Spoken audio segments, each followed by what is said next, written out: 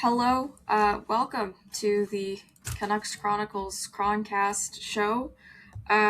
Just right off the hop, I wanted to say from all of us at Canucks Chronicles, from the podcast and also the writers, sending our thoughts and condolences to the families of the junior hockey players that were unfortunately killed in a car accident in Alberta this past Monday.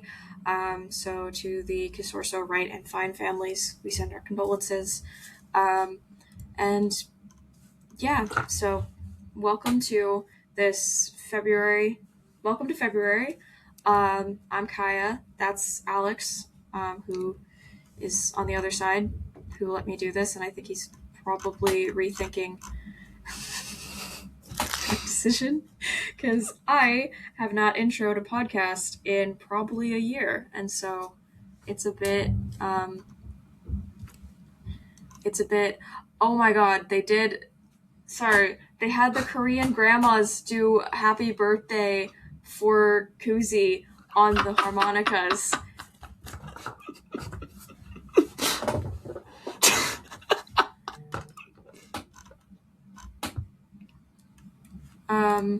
Yeah. Sorry. That's yeah.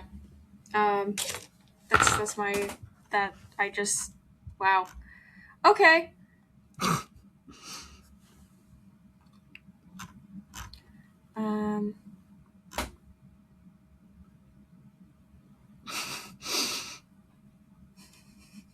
Should we get into it? Yeah, sorry. All good. Start with last night's game. Canucks falling 5-2 to the Vegas Golden Knights in Las Vegas in their final game before the Olympic break. Honestly, to me, just felt relieving to finally be at the Olympic break now when not having to watch Canucks hockey for the next little while. You never want to lose to Vegas, though, so just... wow. Yeah. I don't know, considering they lost to a guy who was in his NHL debut and they said it's a comeback story, he got kicked off the Seattle Thunderbirds for racism. Do you know how egregious you have to be to get kicked off a hockey team for racism? Pretty bad. Hockey is like built to be racist. No joke. That's how the system works. Like, yeah, that's... Anyway, I have so many thoughts about hockey. Shocking, it was the Vegas Golden Knights that called him out. Anyway. But hey, it wasn't the crimes they usually like to pick. Speaking of which, Artemi Panarin, you are an Los Angeles King. I thought you were going to go to Vegas, but okay. That's my thought process. What are we doing here? Why is Kevin Lankinen still starting more games than Nikita Tolopilo? That's one of my big questions out of this, because, like, the last couple games, just going back to when I can really remember this starting, the San Jose game, we've seen 3 starts for Lankinen, 2 for Tolopilo. Tolopilo not only has performed better in all of those games, Lankinen has gotten shelled. Why are you not playing the kids? This has been a theme of the show lately, where we're just getting frustrated at Adam Foote for not playing the kids, but this one in particular it feels egregious on, because in other examples of playing the kids, it's at least because, okay, there's a veteran presence who might clearly have some kind of an advantage. Like, even though I think Atu Ratu should absolutely be in the lineup over David Kampf every time, I can at least see it with the penalty kill, for David Kampf or stuff like that. Like, Nikita Tolopilo right now is just the better goalie. Why would you not be riding the hot hand into the break? And I also don't understand that from an Olympics perspective, too, because Lankinen's going to the Olympics.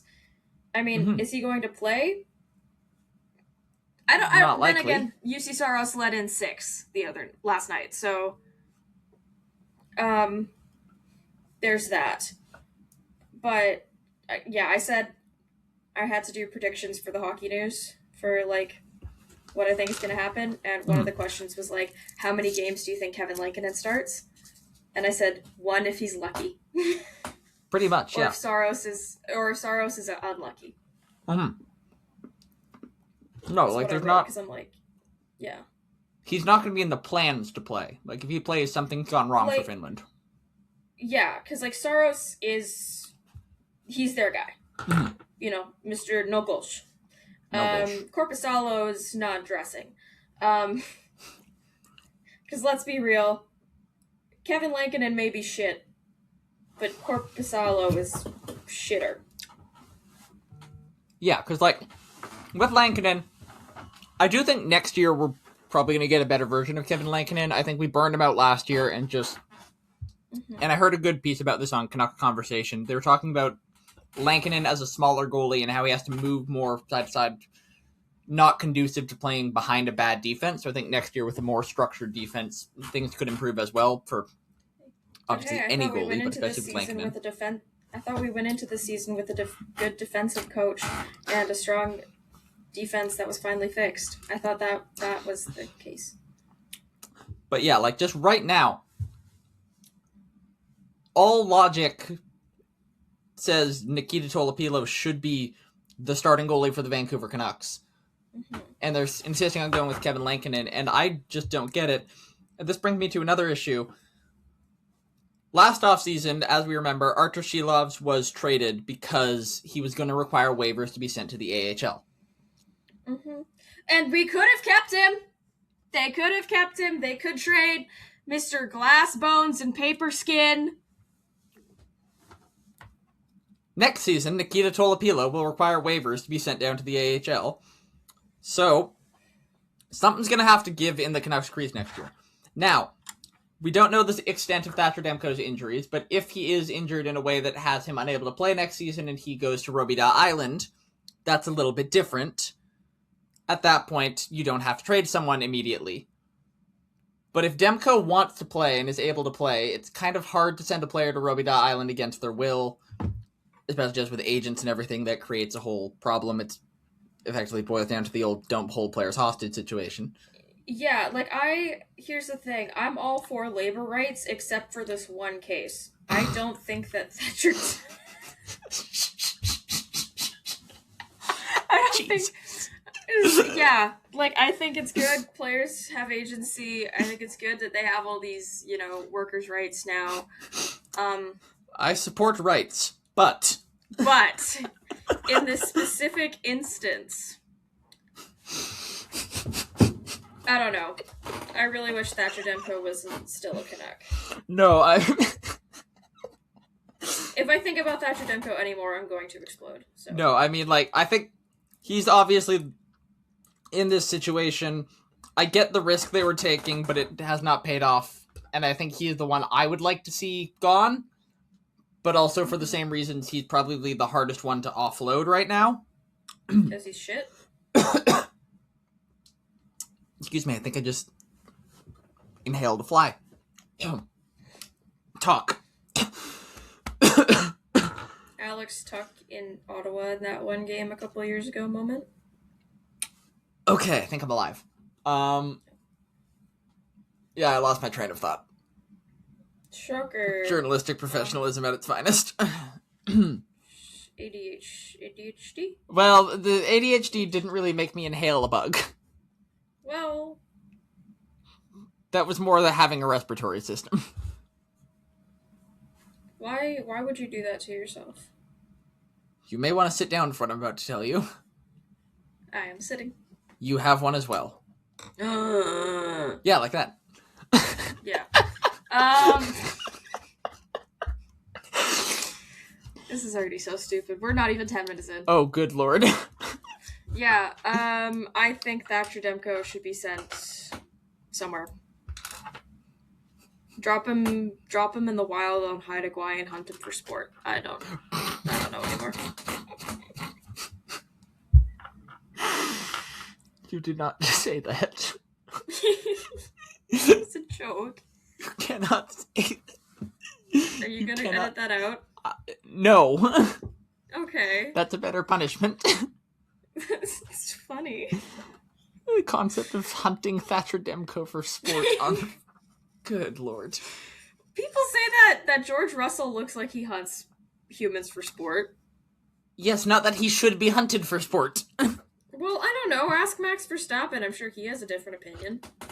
Yes, but he was raised by Jos Verstappen. Well, raised is a word you could use. He was often around Jos Verstappen as a child. That's fair. And not his mother, who let him go away. Great parenting. And when he wasn't around Jos Verstappen, he was around Italian gas station attendants. Or, women twice his age. We're not getting into this conversation right now. This is our most unhinged episode already, and we've just passed the 10-minute mark. Yep. There's really no more Canucks news. 2016, Kelly. There's really no more said the Panarin deal. Canucks news, so yeah, we'll just skip to other hockey stuff. You mentioned the Panarin trade, but we didn't actually talk about it. So Artemi Panarin, yesterday before the Olympic roster freeze, traded from the New York Rangers to the LA Kings in exchange for Liam Greentree and a conditional third. Panarin then extends in LA for 2 years at $11 million. Overall, thoughts on the deal, Kaja? I mean, they made a good point last night on the Canucks broadcast, or was that between the Habs and Canucks game? I don't remember. But they said, well, LA has a sizable scoring hole with the retirement of Anze Kopitar next season. So they have somebody to fill that now. Yeah. Apparently, Panarin went to the Rangers and was just like yesterday morning and was like, I'm only going to LA. So they were kind of backed into a hole there, and that's probably why the return was so lackluster for that. But yeah. Anyway, whatever. At least it's not like the Rangers wanted. It's so weird to see like trade proposals for a player when you know the return now. And, like, obviously LA was backed in a corner, but there was a lot of teams with interest in Panarin. The San Jose Sharks, they were asked, okay, well, if you want Panarin, give us Will Smith. There was another one that came out today. And Mike Greer hung up the phone. They asked the Capitals for Ryan Leonard as well. Okay. Gabe Perreault, what kind of shifty work are you doing in that front office with Chris Drury to try and get your buddies on your team? Because that's all I can think of. The Rangers are just awful. Awful is not even the word I was going for. It was god awful. No, because those are too obvious. I was gonna go for something like fascinating. Yeah, fascinating, derogatory. It's just. No, I can only imagine what it must be like as a Rangers fan right now, and I'm saying that as a Canucks fan, so that just shows the levels to this. They're an incredibly entertaining team to watch from the perspective of somebody who has no affiliation with the New York Rangers or no ties to the team, and that's not really a good thing to hear as a Rangers fan from me. Yeah. They're entertaining in the same way the Cleveland Browns are. And we're the Cleveland Browns. They're entertaining in the same way that the Colorado Rockies are. My dad didn't know that Colorado had a baseball team. I don't think many people in Colorado do either. He was listing That's all of for the their sports best. Teams. He was saying how, like, all the sports teams in Denver and, like, Colorado are all pretty good. Because he's like, yeah, I know the Broncos, the Nuggets, the Avalanche. And then I'm just like... the Rockies. But yeah, 11 million, whatever. He's old. He's bald. He's old. He is bald and old, yes. To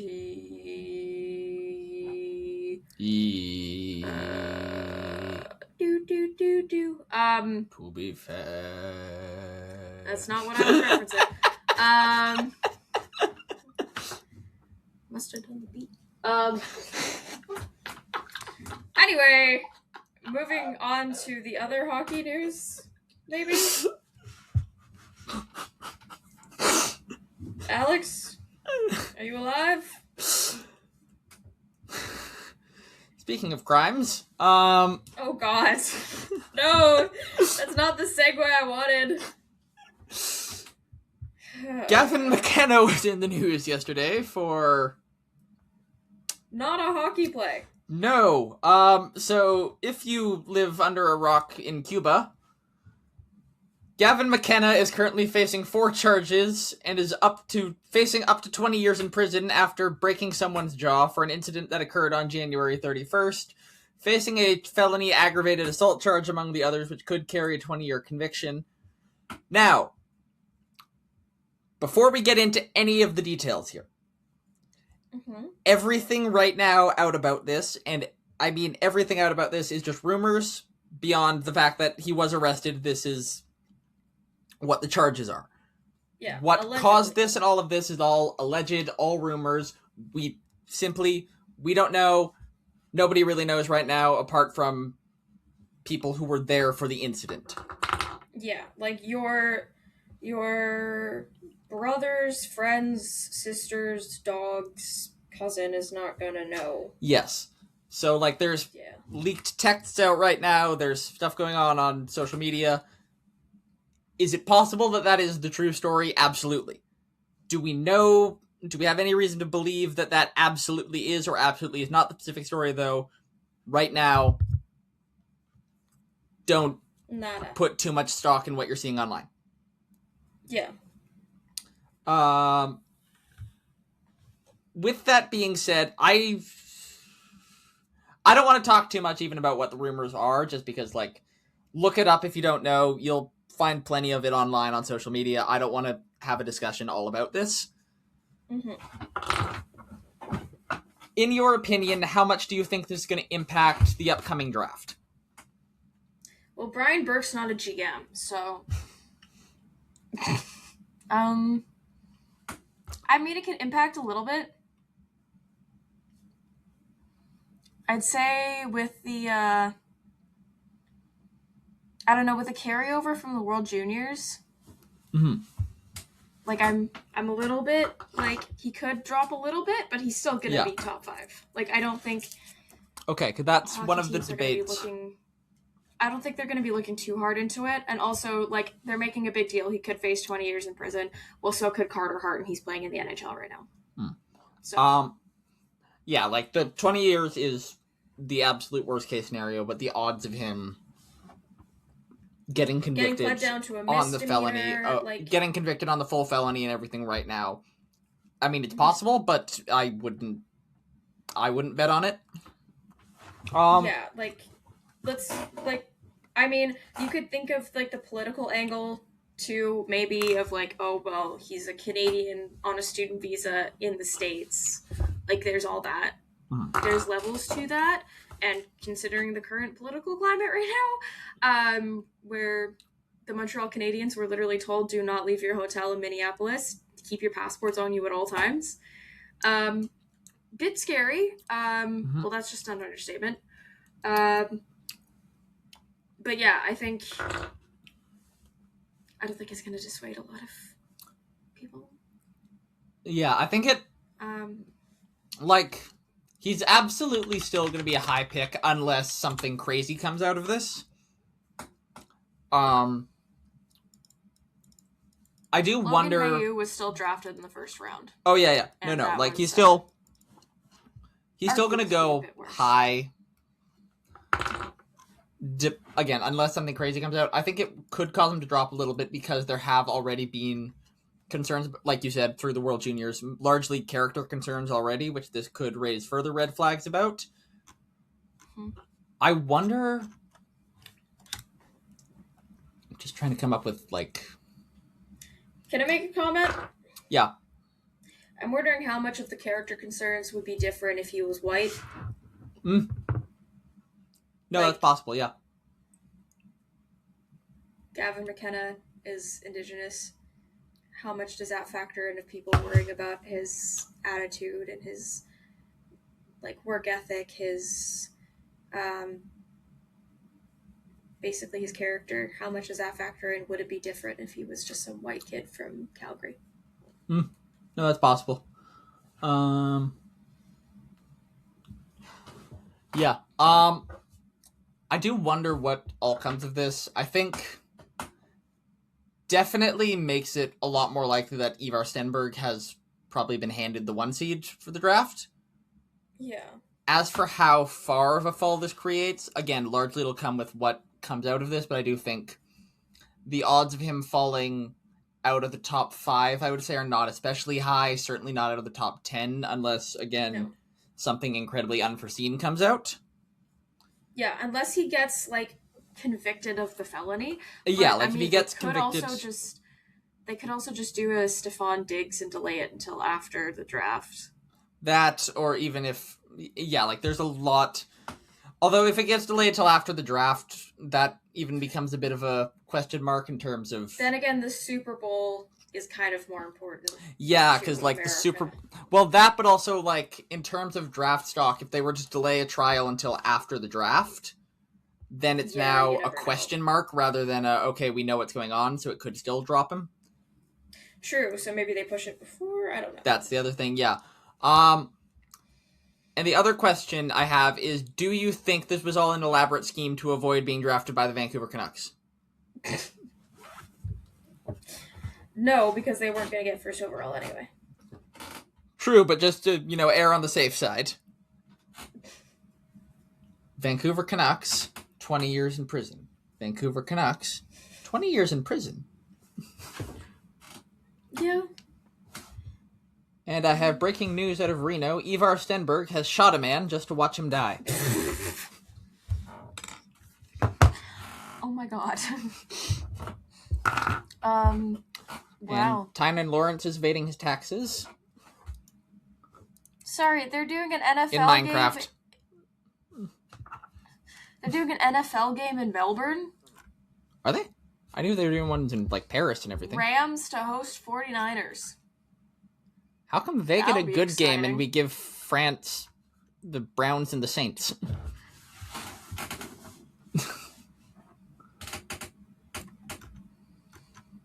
Okay, never mind. I'll mention that after. But yeah, no, just definitely interesting times with the McKenna rumors. Anything else on that, or should we move into the Olympics? Can I talk about the Canucks 1 second? In a quote in an article from Ian McIntyre. Oh boy. What? No, I like iMac. This is just, oh boy, iMac sometimes drops some big stuff. Well, yeah, no, it was about the Canucks over the last bit. Okay. This is a quote from Tom Wielander, who is 20 years old. I mean, I know what I'm going to do, Wielander said. Probably take a few days off, but I'm getting back to work. I think we have a lot of young guys on the team, and I think there's a lot of potential. I think our guys should all be doing the same thing. He is 20 years old. Oh, God. And he sounds more like a captain than Quinn Houston. Oh, God, are we making the children be the captain? The children yearn for the captaincy? San Jose Sharks core. Wait, Colorado Avalanche core. Jesus. Well, yeah, wasn't Landeskog like the youngest? I think he was. I don't think Crosby and McDavid beat him out, but maybe I was wrong. I don't know. Yeah, Olympics. Yeah. What did I...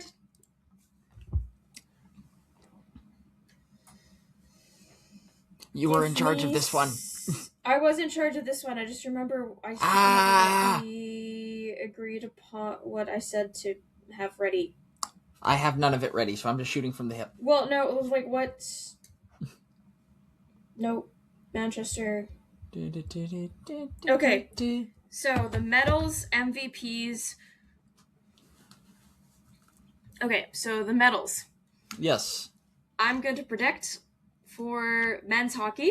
Yep. Canada gold. Yep. Sweden silver. Yep. USA bronze. We've gone for a similar theme here because this one I did pre-think. So I've gone... Finland fourth. So I've gone... Mm-hmm. For the gold medal, I have gone Canada over Finland.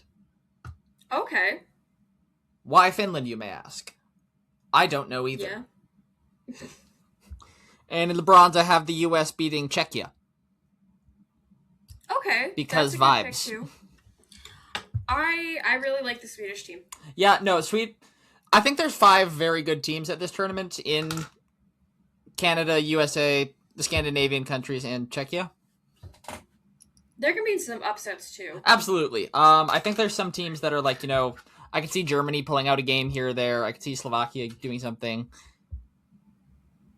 Latvia. They're going to start Merzlikins. Latvia. Would love to see Italy get a win on home soil. Yep. They Good won't, luck. but I would love to see it. I think Switzerland could also pull off a couple. I mean, they did beat Canada in the World Championships last year, so. Yeah, I think it's possible. Olympics and World Championships, I don't want to compare too much because, like, one of the tournaments actually matters, but... Well, I mean, they also... The Canadian roster for that World Championships last year was pretty good. Yeah, but it's the World Championships. Who cares? I care. Really? Yeah. Interesting. Why are you such a hater, man? I don't know. I just don't really like the IIHF competitions except the juniors. Oh. That's boring. The... Until Canada's in the final, I should add. Then I lock in, but it's like, up until that point, I'm like, all right, let's either get this over with fast or win it. For the women's side, this hurts me to say, I have USA gold, Canada silver, and Czechia bronze. So, Because sorry. unless Canada can completely dispel my thought process, but the US, yeah, that's a good team, and Canada got smoked at the rivalry series and lost the World Championships, even though Alex says that doesn't matter. No, hold on. Rivalry series isn't double IHF. Well, yes, but they also lost the rivalry series quite badly. Yes. But then also they had the World Championships. Sorry, yes. As well. And they lost the final. My brain processed that in the wrong order. Yep. Shocker. Sorry, that was mean. ADHD. Don't know what HD is, but the doctor said I got 80 of them. In the bronze for the women, I am once again showing love for Finland and picking them. Okay. Shout out Michelle Karvinen. Yep. In the gold, this is the benefit of me just picking based on vibes. I need you to look up right now. Oh, okay. We're doing the double again. I'm calling it now. Okay, for my soul, I need Marie-Philippe Poulin to get her 4th gold medal. On a realistic aspect, she can't hold the team together. Like, she's already holding the Victoire together single-handedly, pretty much. Well, if she can manage that, why not do it again? Okay. If anyone can do it, it is Marie-Philippe Poulin. Yeah. She is him. Goat. Wait. My goat. I just wrote an article about her. Check it out at the Hockey News. We'll link that on Spotify. We will not link it on YouTube because YouTube hates it when I try to link things. Okay. If you're watching this on YouTube, go. Google is free. Google the Hockey News and check out Kaja's article. Hockey News Women's Roundtable.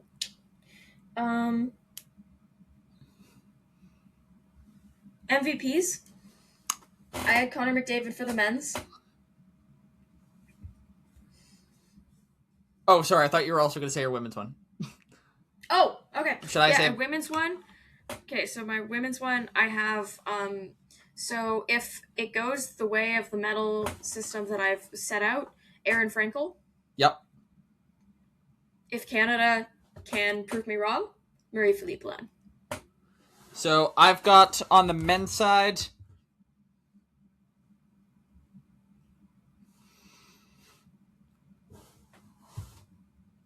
Nathan McKinnon. Right now, he is playing the best hockey. I lost track of that sentence.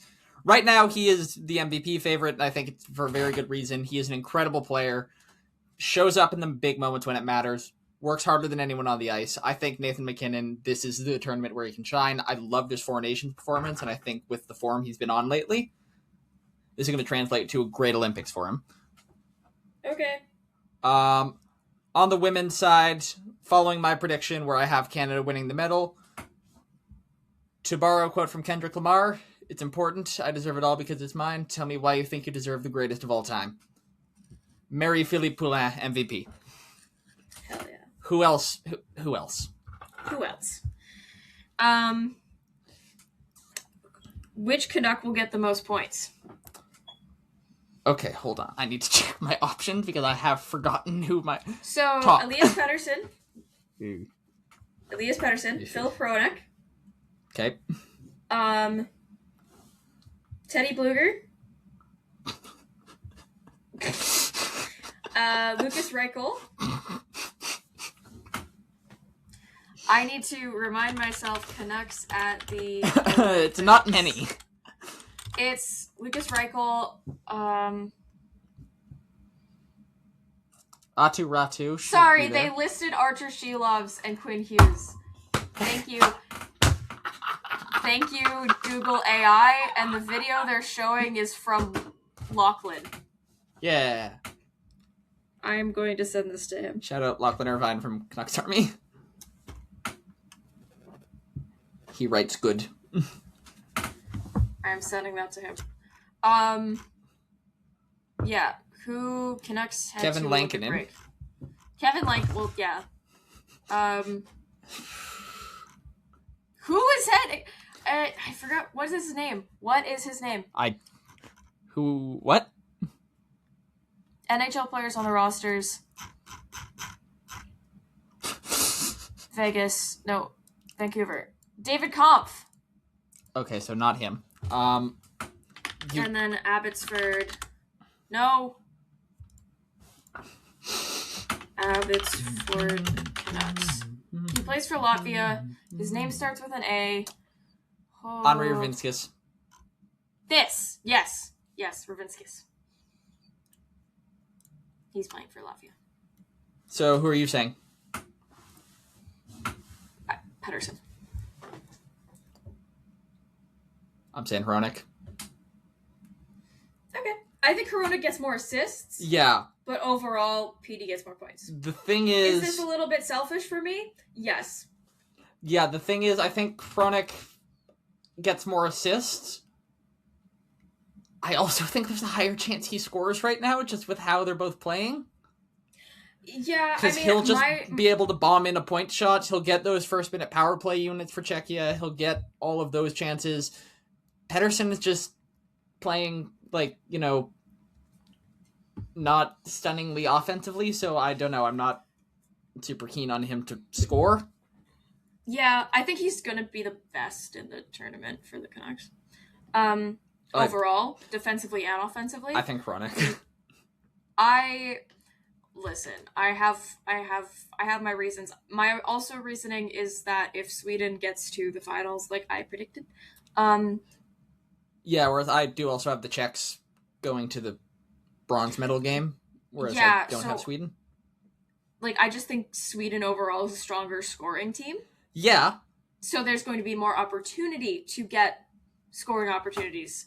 There are. I just also wonder about usage with how he has been playing in terms of, again, Hronek has been phenomenal lately, whereas Pettersson's been kind of not super great. So I wonder what kind of opportunities he's getting, what kind of matchups he's playing, who he's going to be partnered with, stuff like that is going to factor in, and I think just benefits Hronek more. I also, right now, would say Philip Hronek is the best player on the Canucks, so I'm going to go with him.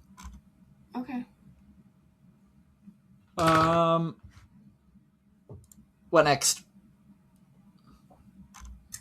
Sorry, what? What next? Right. What next? Oh, shoot, I closed it. I think what X Canuck was good. Oh, yeah, I found it here. Which best X Canuck, yeah. Do I even need to say it? Here's the thing. I I said Bo Horvat, but injury question mark. Yeah. So I said the next one would be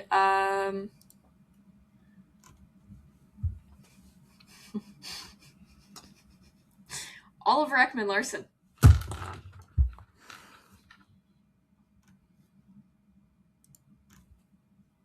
It's Quinn Hughes. Nah. It's Quinn Hughes. It's gonna be Quinn Hughes. I'm just accepting the fact now that it's gonna be Quinn. Nah. I'm hard pressed to go against the best defenseman in the NHL for this. Like, it's gonna be Quinn. Apparently, they're giving away free plants to the athletes in the Olympic Village. Canada's Maddie Shizas named it Ilya Rozanov for hers.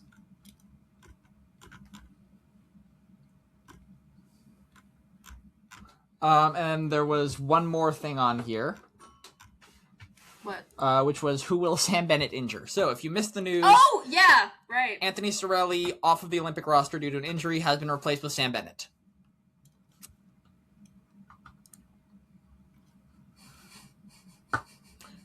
There's a difference of opinion on this, I believe. I think just to fill the specific role that we lost, I mean, Braden Point is also kind of a question mark, so I hope that Mark Scheifele gets called in. Yeah. That was my hope that he got added. I wanted Scheifele in. I like Bennett for the role better. I don't like Sam Bennett. Really? I'm shocked. Because he's bald. My other thing with liking Sam Bennett for this is not only in the Four Nations was he the guy who scored the game-tying goal that sent us to overtime in that game where we would eventually win it, but just throughout his career in the postseason is where he has really shined. Bo Horvat could have done that, and he is more beautiful. Bo Horvat's on the roster still. Well... And Bennett's better defensively. I was referencing a tweet, but okay. Sure. Anyway, he's a guy who always shows up in the playoffs. Because he plays for Paul Maurice and not Patrick frickin' Waugh. I said defensively. Same thing. Patrick Waugh, the only thing that Patrick... No, I'm not finishing that sentence. Okay. Anyway, Bennett, playoff performer. Also, as... Paul Maurice has been saying he's playing the best hockey of his career right now. I very much trust Paul Maurice's opinion on most things. Yeah. So I like seeing Bennett there. Little bit of a concern with the 10-ply double IHF refs having both Bennett and Wilson on the roster, but we'll see how that all goes. Yeah. Yeah. I don't know. I don't really have a thought most of the time. My brain's kind of mush right now. I'm sorry. Fair enough. Anything else hockey we want to talk about, or? I mean, I also I want to say part of me put Czechia getting the medal in the women's tournament for Carla McLeod. So, shout out Carla. Also, Olympics related, when Layla Edwards for Team USA, and then Sarah Nurse and Sophie Jakes for Team Canada play each other at the USA-Canada game, it'll be the first time more than one black woman will be playing Olympic hockey at the same time. Wow. Yeah. Surprisingly, yeah. Pretty good. Yeah. I think against each other, but yeah, so... Yeah. It's pretty nice. Nice. Pretty good. Also, apparently in the penalty box, Macklin Celebrini was wang at Brent Burns.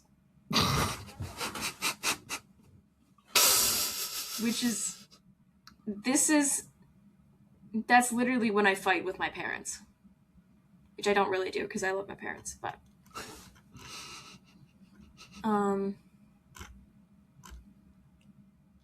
Oh! related to Olympics, kind of. Tate McRae, what are you doing? Did you hear about this? I don't know who that is anymore. For those of you who are unaware, Tate McRae is dead. Dated Jack. Sorry? Is dead. No! Dude, she's your age, okay? She is dead to all of Canada. Her birthday's on Canada Day, too, which makes it so much worse. Her birthday's July 1st. My mom's is on Southern Canadian Independence Day. Your mom's not American. No, my mom's from the good country. And I respect your mother. Yes, as do I. I would hope so. Be a little so awkward Tate living in this McRae, house if I didn't. What are you doing? She did an ad for Team USA for the Olympics. Apparently she just responded to it. Y'all know I'm Canada down. What? I don't know, but that's the notification I got from the CBC News. Yep, I just got that one too. Yep. Okay, well, I'm opening this and... No, I don't want an account. Okay, Tate. Oh, she's Albertan, Make a right? CBC account. I have one. I also forgot I had one. Oh, I do one, have one. I then... just haven't logged in. Okay, well. Yeah, I hadn't logged in since the Olympic gold medal women's soccer game in 2020. Or 2021. Because my password was I changed my password, so I'm saying this. Don't worry, I changed it. I'm not stupid. But it's also like a CBC account. All you're going to find is everything that I favorited on CBC Gem. It's going to be finding Schitt's Creek or something? Schitt's Creek, North of North. Speaking of Schitt's Creek, RIP to the Canadian legend, Catherine O'Hara. Greatest of all time. Mm-hmm. Moira Rose. Yeah. Damn, you made me sad. I can't believe we missed that, honestly. But yeah. It's been a long week. No, fair enough. But fair enough. No, RIP Catherine O'Hara. You will be sorely missed. Absolute legend. Coast to coast to coast. What was I saying? I don't remember. CBC. Oh, yeah, Tate my McRae. account password. My password was J! Fleming. 17.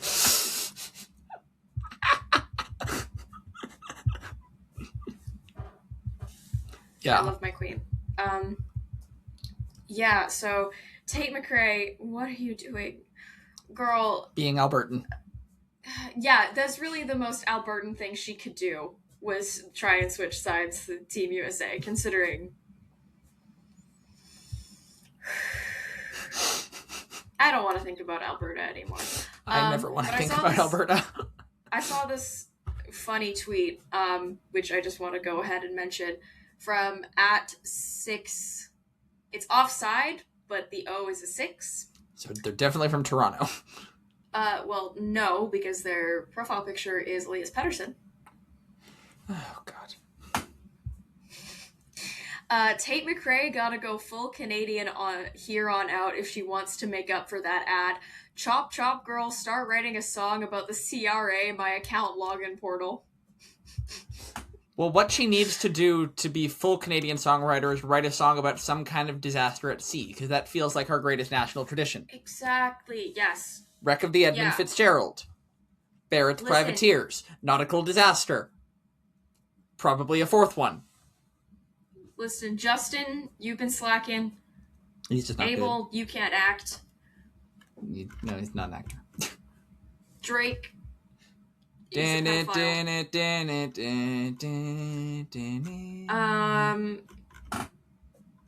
Yeah. Also, screw the Chicago Blackhawks for trying to hop on the heated rivalry train after 2010. Yeah, Drake, we don't claim as Canadian. Yeah, right. America, you can have him. Okay, the next sport topic was Super Bowl, right? Yep. Okay, I want to mention, so have you seen Pitch Perfect? No. You could have predicted the answer to that. Have you seen? I could have predicted the answer, but I know, but then it doesn't make any sense. Anyway, so Pitch Perfect is like an a cappella. I'm aware of it. I just haven't seen it. Okay, so do you know there's a guy a cappella group? There's a guy a cappella group in the story that's kind of their rivals on Yeah. campus a bit. Anyway, Bijan Robinson, Jordan Mailata, and George Kittle in a scooter were singing a cappella during Super Bowl week with Adam Devine and the Troublemakers. Jordan Mailata can sing, too. Okay. He's the Eagles' offensive lineman a few years ago made a Christmas album. So it was Jason Kelsey, Lane Johnson, and Jordan Mailata. I remember that. Yeah. Mailata's voice is, like, angelic. Okay. They also had some other Eagles sing. I think Jordan Davis, one of their defensive tackles, sings on it, and he's got a fantastic voice as well. But there's a song that... He's Australian? Yeah. There's a song that Mailata Oh does God, where they I had love him. Patti LaBelle as well singing on it, and I think Jordan Mailata actually outperforms Patti LaBelle. And it's not that Patti LaBelle has a bad performance on this song. She's great, but Jordan does a fantastic job.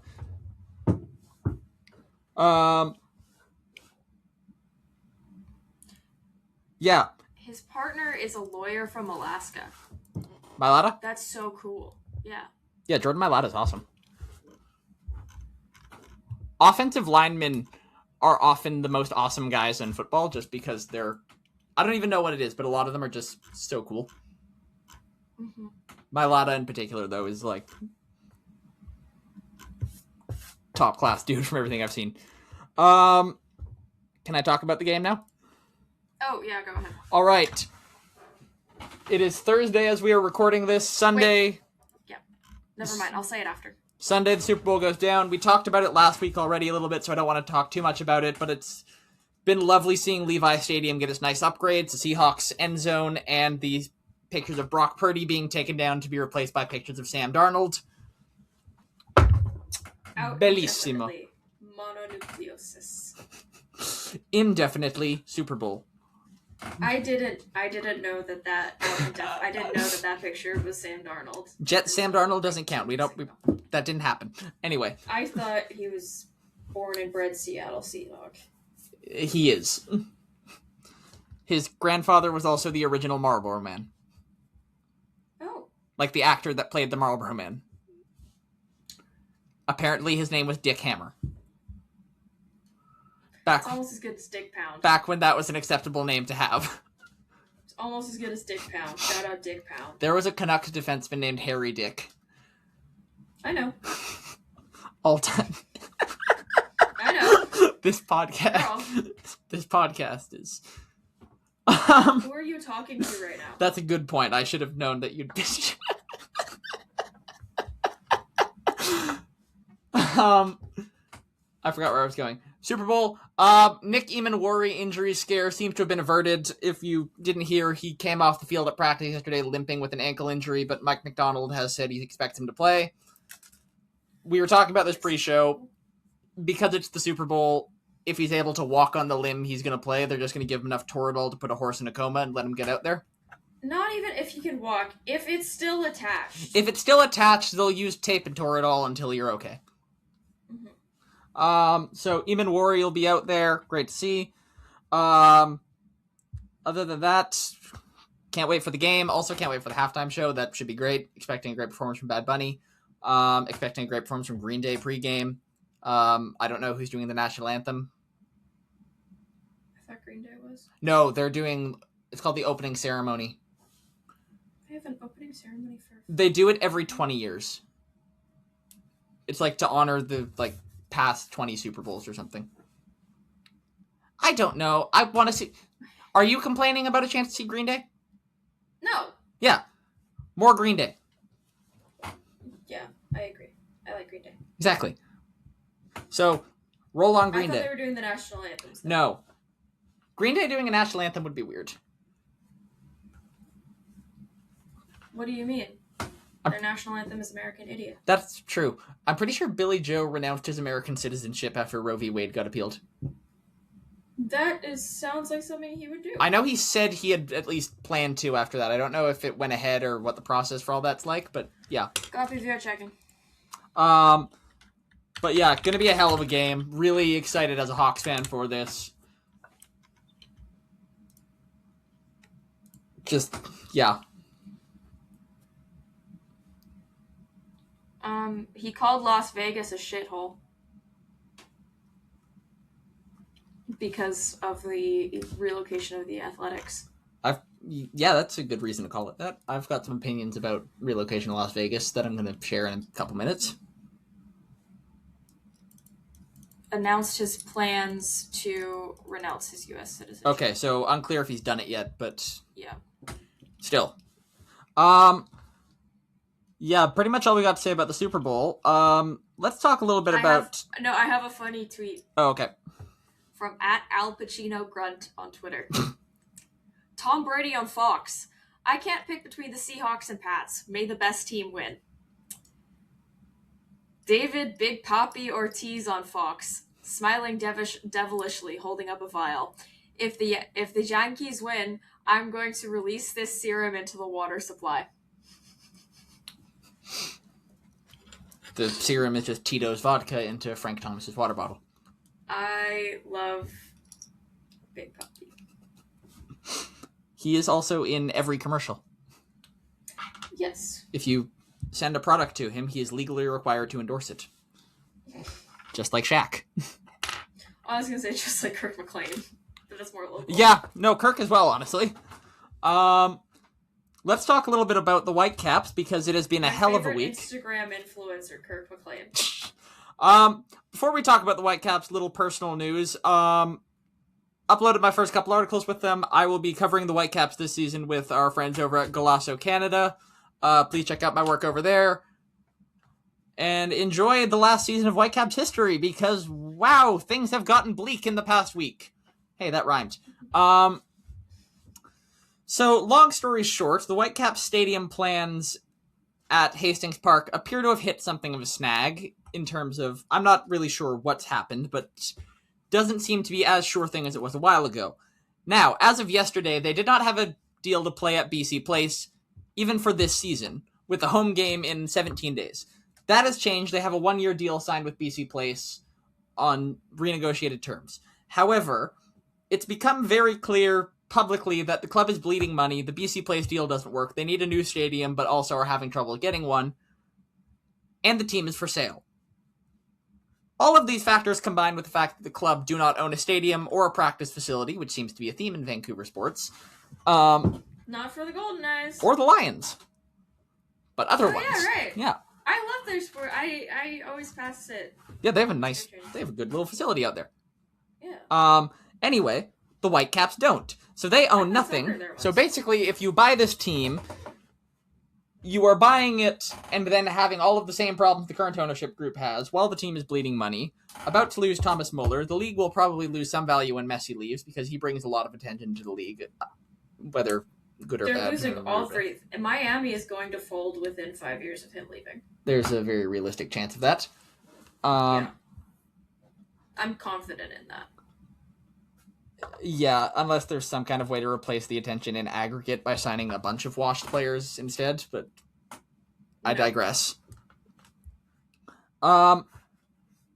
Basically, at the moment, it seems like the vultures are swirling, and it looks like any potential new buyers at the moment that are interested in the team, obviously things can change, particularly if a stadium deal of some sort was reached that gives the Caps some kind of favorable terms.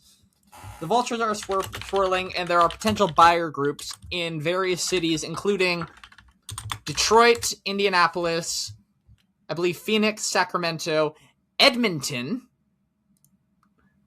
which would just sicken me to my core. That's even worse for the freaking... And Las Vegas. So, right now, it's hard to see. There's a lot of reports out there. There's a lot of swirling information. We're not 100% sure what the whole deal is here. But things are bad right now. And if things go unresolved for a while, this team could well be out of town fast. So, whatever we can do, Caps fans, stay attentive to the situation, keep paying attention to what's happening and all of the updates. We got a team to save here. This could get bad soon if it goes unchecked. So just hold strong, listen to the updates, be ready to have to put in some effort to save this team. That's pretty much all I got on that. Anything you want to add? Watch Riding the Wave. Yes. Aussie Open. Yeah. Find it on my YouTube channel. Search Kaja May. Australian Open. May with an E. Yes, May with an E, Kaja with a J. Australian Open. It wrapped up this weekend. The semifinals were insane. Especially on the men's side. Oh my god, 5 hours and 27 minutes, third longest match in Aussie Open history. Longest semifinal ever. And yeah, it was an exciting one. Carlos Alcaraz looking like he almost retired against Zverev, and then he's like, oh no worry. I'm not going to do that. Which, thank God, don't let Zverev have anything nice in life. Yeah, then it was electric. I was at my mom's, and she's like, okay, you can stay until like the match is done. I left at 1:30. It started at like 7 p.m. here, which so it was a while. It was the day session, and then it delayed the start. Like the Djokovic Sinner match was supposed to start at 12:30 Pacific. It started at 2:15. So, bit of a delay there. Yep. But yeah, what a match on both sides. I fell asleep during the Novak Sinner match, but I watched it back a few days ago. And yeah, what a good performance from both of them. Sinner obviously also having to fight back after almost having to retire himself in the third round. Kind of lucked out with the heat index, but also there should be better heat protections for a lot of players. Yeah, Carlos really fought off a lot in that match. And yeah, and then in the finals, Elena Rybakina takes it on the women's side against Aryna Sabalenka. Rybakina's second major win, her first since 2022 at Wimbledon, I believe. So yeah, good for her. Sabalenka falls for the second year in a row in the Aussie Open finals. At least it's not to an American this time. And Rybakina's speech after, thanking the great tennis nation of Kazakhstan, which, I mean, the way I said it sounds like a joke, but it's not. I think they are doing great things for their tennis over there. Yeah, good for Rybakina. And then in the final, Carlos Alcaraz beats Novak Djokovic. Djokovic, I don't know if he soft launched retirement, but I was kind of worried about that. I don't know. He still is Djokovic, and in my heart, he will always be the greatest of all time because Margaret Court is a horrible person. Yeah. Nadal was there. That was cute. Carlos has the career Grand Slam. He's the youngest to ever do it. He's 22. He's younger than me. He's younger than me, and he has a career Grand Slam. I don't like that. Yeah.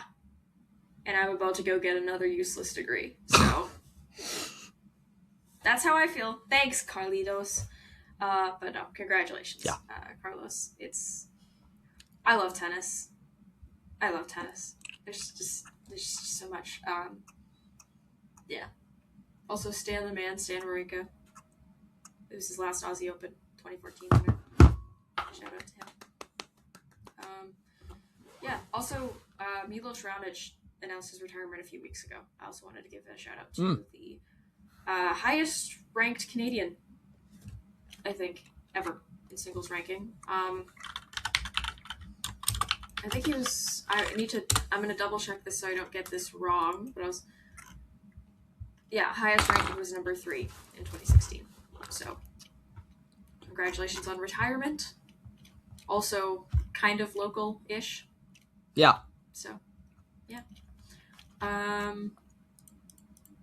Yeah, right now there's a ATP 250, a WTA 500. Layla already lost out.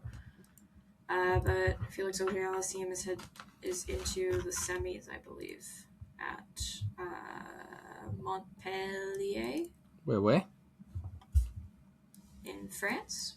Yes. Also, the Davis Cup qualifiers. Canada plays Brazil this weekend, and I'm so pissed that I can't go. They're playing at UBC too, so it's like I was like I could have gone, and then I'm like, oh, I'm working. I'm so upset. But yeah, come on, Gabriel Diallo, you got this. Yeah. Anyway, what's my next point? It was the F1 is in a month. F1 is in a month. Just a nice reminder as of, well, today, technically, I think. F1, the first practice session starts on March 5th in Australia, Down Under. Down Under. So, yeah. It's going to be an exciting season. Obviously, you're coming in as defending champs. I have to adjust to seeing number 3 on a car. Daniel Ricciardo. Also, number 3 has been on a car not that long ago. Yeah, not that long ago, and because of that, because it wasn't that long ago, Max had to, in order to have number 3, because he wanted number 3 when he got into the sport, because Daniel had it, he couldn't have it, because that's how that works. And because it had been, like, he could have gone back to 33, but because, like, he wanted number 3, what did you do? I'll tell you later. Okay. Because he wanted number 3 when he came in, Daniel was like, he had to go and ask, well, first the FIA, which, but he also had to go ask Daniel about it, and Daniel Ricciardo is Daniel Ricciardo. Like, he is, yeah, him and Max. There was a video that they did, it was Lindblad and Max did, or Arvid and Max did, like, a race challenge thing, and as a surprise, they had Daniel Ricciardo come out for the final challenge, and I was just like, oh, Danny. Because he's a Ford partner driver, but then Ford is also now with Red Bull, and they made the kids in the car so ugly. It's so ugly. I'm still upset about it. It's so bad. Also, make Alpine pink on the app, you cowards. And I also want to mention it is the 50th anniversary season for Canada's team, the Toronto Blue Jays, this year. And they are doing their opening day, they're having 77-cent hot dogs.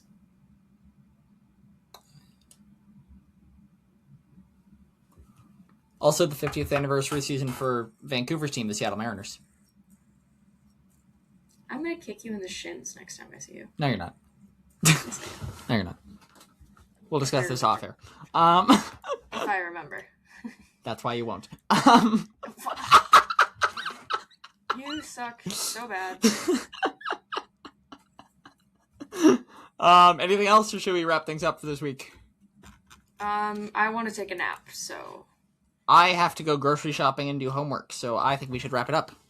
Yeah, you need guacamole supplies. Guacamole supplies, or as they're otherwise known, Supplies. Avocados. This is how guacamole our minds have become. Okay. Thank you, everybody, for listening. If you're still here, why? Check us out on social media at Nux Chronicles. Check out Kaja's work at The Hockey News, and... yeah, The Hockey News. Yeah. YouTube, I guess. YouTube. That's what I was going to plug. At Kaja with a J, May with an E. Check out my writing with Canucks Chronicles, with Altitude FC, and with Golazo Canada now, covering the Whitecaps. Thank you to Helmut Marko for listening. Go Canada at the Olympics. Go Canada at the Davis Cup. See you guys. Go Hawks.